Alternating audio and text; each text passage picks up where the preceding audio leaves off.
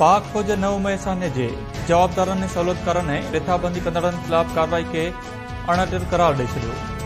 Army chief general Asim Munir जी सदारत हेठि फार्मेशन कमांडर जो 83हों इजलास 9 मई जे जवाबदारनि रिथाबंदी कंदड़नि ऐं सहूलियतकारनि खिलाफ़ कार्रवाई बारे अज़म जो वर्जा। फार्मेशन कमांडर चयो आहे त रियासती इदारनि खिलाफ़ परॾेही क़ुवतुनि जी मदद सां डिजिटल दहशतगर्दी जो मक़सद फौज ऐं अवाम विच में इख़्तिलाफ़ पैदा करणु आहे। 9 मई जे जवाबदारनि सहूलियतकारनि ऐं रिथाबंदी कंदड़नि खिलाफ़ शफ़ाफ़ ऐं तकड़ी अदालती कार्रवाई ताईं मुल्क साज़िशी अंसरनि वटि यरगमाल रहंदो। फोरम पारां हुकूमत जे वन डॉक्यूमेंट रिजाइम जी हिमायत कई वई।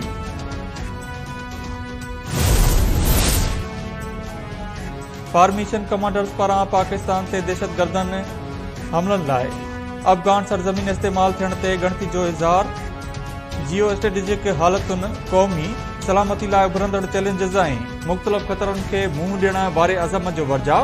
ISPR चयो आहे त पाकिस्तान जा मुखालिफ़ सिक्योरिटी फोर्सेस ऐं मासूम शहरनि खे निशानो बणाइण लाइ अफ़गानिस्तान जी सरज़मीन इस्तेमाल करे रहिया आहिनि। फ़ौज मुल्क दुश्मन जी हर मंसूबे खे मुकमिल तौर ते नाकाम करण जी सलाहियत रखे थी।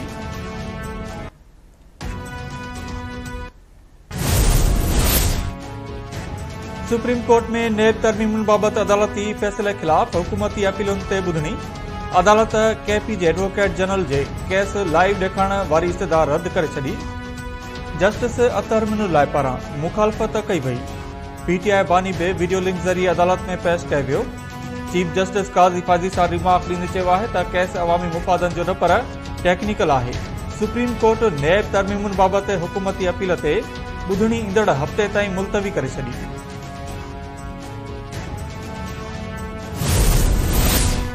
सिंध हुकूमत 52,000 एकड़ ज़मीन कारपोरेट फार्मिंग लाइ ॾियण वारी तजवीज़ ते वज़ारती कमेटी जोड़े छॾी। वॾे वज़ीर मुराद अली शाह जी सदारत हेठि सिंध काबीना जो इजलास। सूबे में सीड़पकारी खे हथी ॾियण लाइ Sindh business one stop one shop system जी बि मंज़ूरी ॾिनी वई। स्टील मिल्स जे ख़ाली पियल ज़मीन ते चीन जे सहकार सां एक्सपोर्ट प्रोसेसिंग ज़ोन क़ाइमु करण जो फ़ैसिलो। कंटोनमेंट बोर्ड जे इलाइक़नि में प्रॉपर्टी टैक्स उगाइण जी मंज़ूरी। टैक्स गॾु करण जो अख़्तियार कंटोनमेंट बोर्ड वटि हूंदो। बोर्ड गॾु कयल टैक्स मां 2% काटे बाक़ी सिंध हुकूमत हवाले कंदो। कराची शहर में हब डैम मां वाधू पाणी फ़राहम करण वारी रिथा बि मंज़ूर कई वई।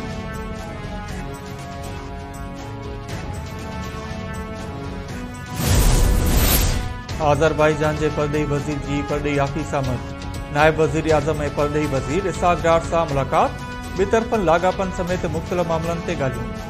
इसाक डार चयो आहे त पाकिस्तान ऐं आज़रबाईजान जा लाॻापा मज़बूत आहिनि। ॿिन्ही मुल्कनि वापार खे हथी ॾियण ते इतफ़ाक़ कयो आहे।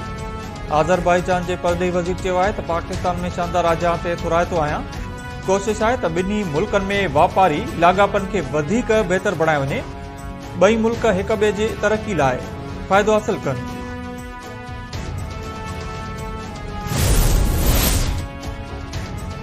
सिंध में हलंदड़ माली साल जूं अक्सर रिथाऊं रोलड़ जो शिकार। किथे कमु शुरू थियो त किथे वरी रिथाऊं अध में रहियल।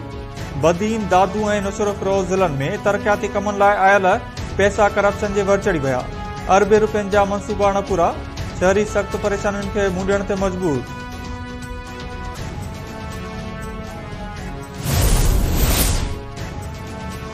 सिंध में शदीद गर्मी ऐं बदतरीन लोडशेडिंग अवाम जो जीअण ॾुखियो बणाए छॾियो।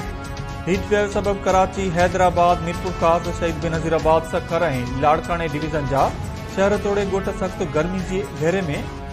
अक्सर रोड रस्ता बि वीरान। सख़्त गर्मी दौरान बिजली जी डिघी बंदस बि शहरनि खे परेशान करे छॾियो। लाड़काने में शहरनि जो एहतिजाजी मुज़ाहिरो। खैरपुर ऐं बख्शापुर में पेपर ॾींदड़ त शागिर्द बेहोश गर्मी घटाईंदड़ मशरूब ऐं बर्फ़ बि महांगी थी वई। मुख़्तलिफ़ इलाइक़नि में बर्फ़ बि ब्लैक ते विकिरो थियण लॻी।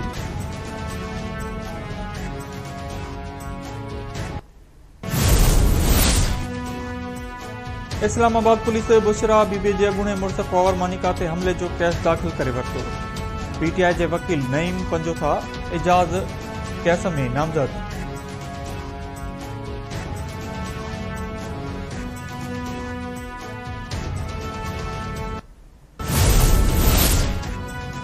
पाकिस्तान पंहिंजो ॿियो जदीद तरीन मवासिलाती सैटेलाइट खिला में अॼु मोकिलींदो। पधिराई मूजिबि पाकिस्तान जे जदीद तरीन मवासिलाती सैटेलाइट पाक सेट MM-1 चीन जे सहकार सां खिला में मोकिलियो वेंदो। स्पार्को मूजिबि सैटेलाइट पाक सेट MM-1 खे चीन जी शीचांग सैटेलाइट लॉन्च सेंटर तां लॉन्च कयो वेंदो।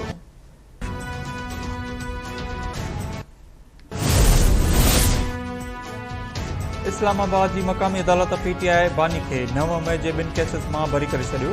जुडिशियल मजिस्ट्रेट PTI बानी जी बरियत वारी दरख़्वास्तुनि ते महफ़ूज़ कयल फ़ैसिलो ॿुधाए छॾियो। PTI बानी ते 9 मई जा 2 केस शहजाद टाउन थाणे ते दाख़िल थियल हुआ।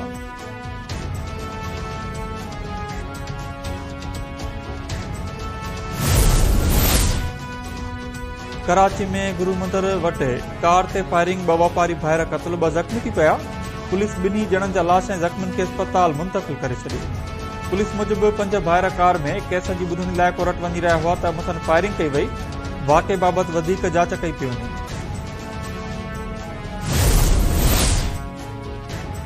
कराची जे इलाइक़े गुलशन मेमार में 100 रुपयनि जी शर्त नीगर खां ज़िंदगी खसे वरिती। नीगर शाह मोहम्मद 100 रुपयनि जी शर्त ते सुरखो पी ॾेखारियो। वारसनि जो चवणु आहे त नीगर सुरखो पीअण बाद घर पहुतो त संदसि तबियत ख़राब थी ऐं फौत थी वियो। पुलिस जो चवणु आहे त नीगर फूड पॉइज़न सबबि फौत थियो आहे। शर्त लॻाईंदड़ दुकानदार खे गिरफ़्तार कयो वियो आहे।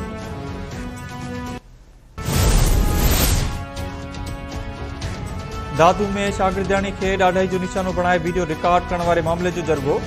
ॻोठ जे चङनि मुड़सनि जवाबदार धुर ते 9 लख रुपया ॾंड रखी मामले खे लहमिटी करे छॾियो। ॾंड जी रक़म पहिरीं ऐं 5 जून ते अदा करण जी फतवा। दर्ज को कमु सिखण लाइ वेंदड़ शागिर्दियाणी खे कुझु ॾींहं अॻु 6 जवाबदारनि ॾाढाई जो निशानो बणायो हो।